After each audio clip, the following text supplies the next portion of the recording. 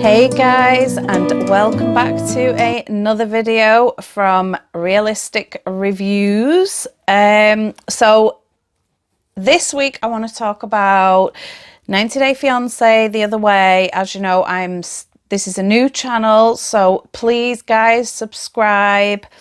Okay, so let's jump straight into it. First up, Tiffany and Ronald. It's the wedding day. She seems stressed as Ron has gone to pick Tiffany's dad up from a casino, and she's, super worried because he's a recovering gambling addict and he's only just been out of the well centre for a week. But Ron phones Tiffany as she's driving to have her hair and makeup done and everything with his mum and her sister, and he reassures her that in fact he's got her dad, everything's fine, and he's come straight out there. He's walked in and he's come straight out and all is good, and she seems over the moon. They all look totally gorgeous at the wedding in all the wedding attire and everything, and she looks absolutely stunning. She looks gorgeous. But she's having like a mini panic attack with, it's just the anxiety of her new life, and she's not sure that all is going to go well.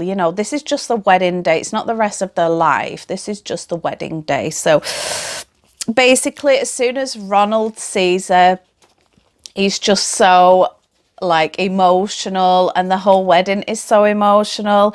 It's such a beautiful wedding because Daniel, Tiffany's son, he is joining in. He's the ring bearer, so he brings the ring, and he just seems so responsible and cute for his age. He's just so cute. Next up is Laura and Aladdin.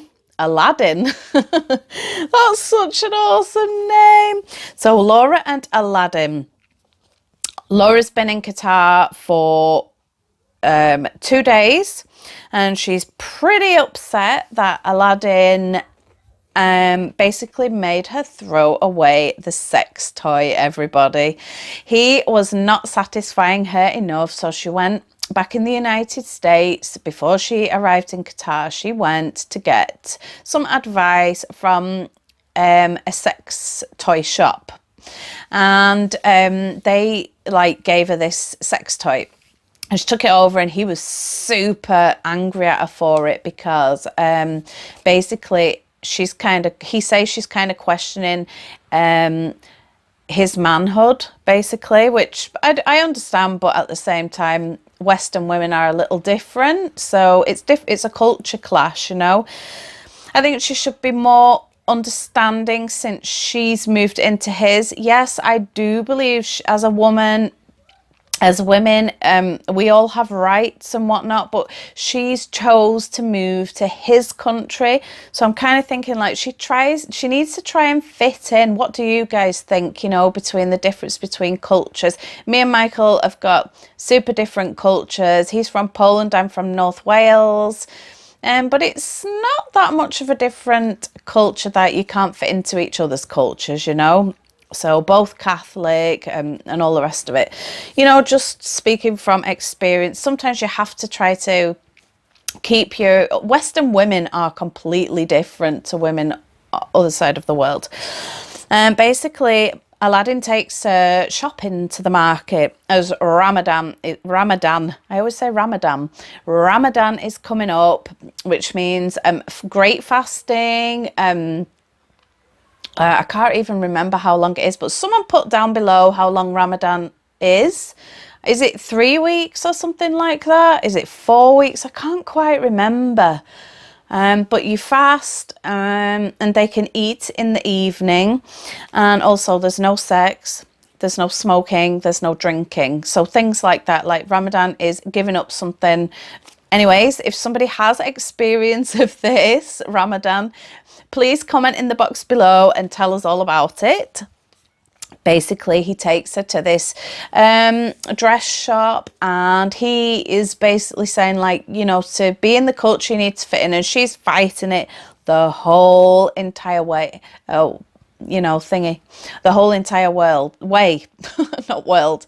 And so he finds this outfit for her and it covers her up. She's fighting it still, and he's like, look, you just need to wear it from the house to the car, you know, and back again. And she's like, no way, you know, because obviously, like, if someone told me to cover up, I'd feel pretty against the idea also, because I'm not used to that kind of thing. But then at the same time, we all have our beliefs, but if you're gonna move somewhere and fit into a community and be accepted, and you've already made that decision to do that, you should try to fit in.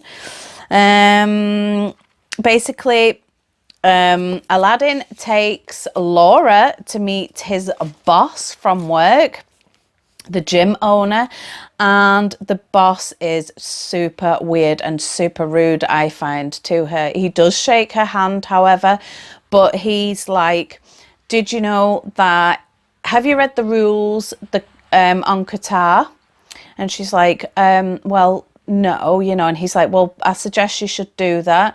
And then he's the way he looks at her and stuff is kind of creepy. I don't know if it's just me, but I kind of thought, well, he's kind of creepy, you know, because she's more the boss's age, not Aladdin's age. Not that that should come into it. But the boss basically says, look, you know, here we can have up to 4 wives. Did you know about that? And she says, oh no, you know, men must be very happy about that.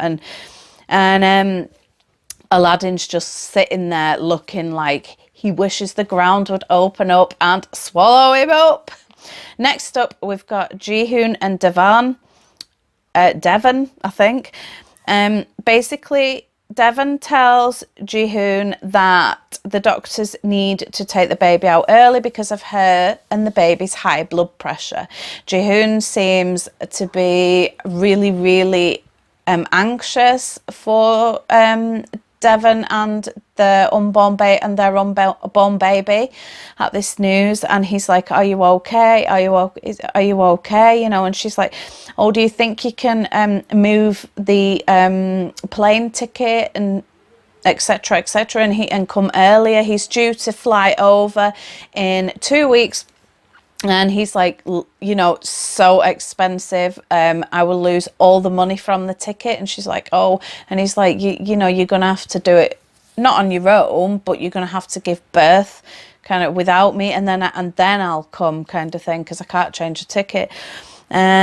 So basically Devon has to give birth without him, but he is super anxious and super worried and genuinely really concerned about his wife to be and the birth of his unborn baby. But the baby needs to be taken out now, because there is a threat that the baby or Devon can have a stroke because of the high blood pressure. So it's a you know, matter of urgency. Next up is Karini and Paul. These two are like a train wreck. Sorry, just checking my microphone. That has actually gone inside my clothes and it's doing it again. Basically, they're meeting a realtor to find a place. One of them is nearly $2,000 a month. The other is $260 a month. Paul wants the more expensive one. Karini wants the one that's less. But at the end of the day, they end up taking none. Basically, they're not on the same page at all. And he's thinking that if he gets deported, because there's a threat that he gets deported, where will, you know, Karini get the money from, or he get the money from, to pay for this apartment? Paul sees a text come through on her phone from another American man, and basically he asks her all about it, and she's like, well, look, I'm just talking to American men because if I act like their friend, they're going to send me money. And he's like, listen, you know, this is not good. I don't want you doing that. And she's like, listen, Paul, you can't, you know, tell me what to do. I'm going to do what I want to do. And you're just, she's just like putting him down and making him look like he's rubbish and stuff.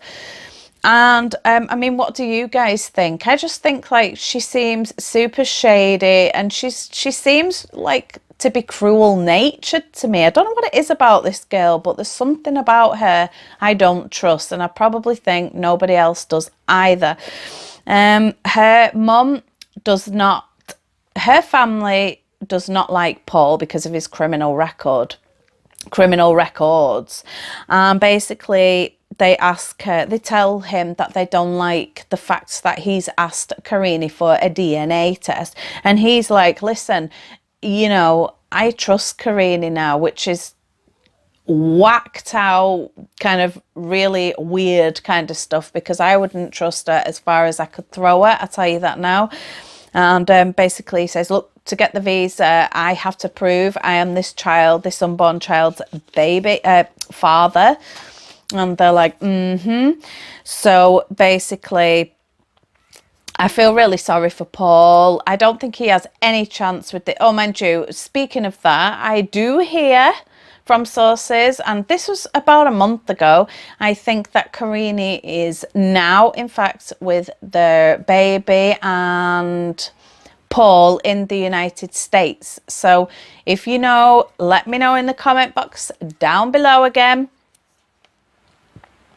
Next up, Corey and Evelyn. Corey's trying to fit into the community, so he's down helping the boatmen get the boats out of the ocean, and he's trying to impress Evelyn so she'll eventually marry him.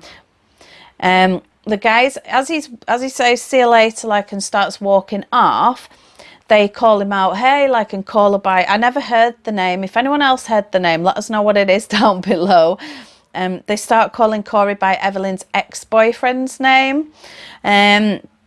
Basically, Evelyn still seems to have a lot of feelings for her ex, and the ex is also from the USA, like Corey. And apparently she's still in touch with him, like, on a regular basis. Evelyn discloses to the camera crew that she made a mistake and cheated.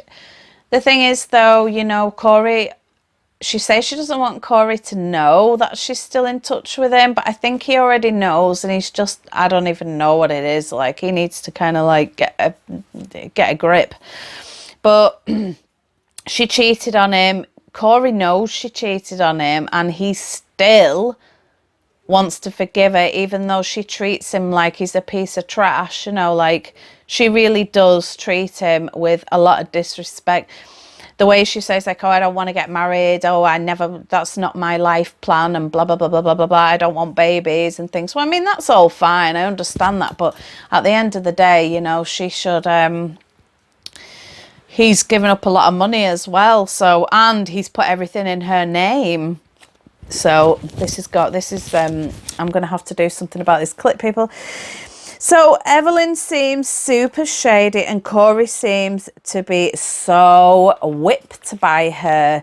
So, people, what did you think about this whole new episode of 90 Day Fiancé Happily Ever After?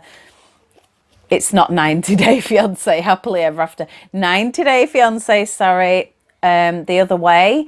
There's so many 90 Day Fiancés, I cannot keep up these days. Seriously, I've been watching them from the start. And as you know, I always have to do my notes because I have a shocking memory when it comes to remembering everything all day long, including work as well. So there we go, everyone. Hope you enjoyed this vlog. Don't forget to like, share and subscribe, and I shall speak to you next time. Bye for now. Bye.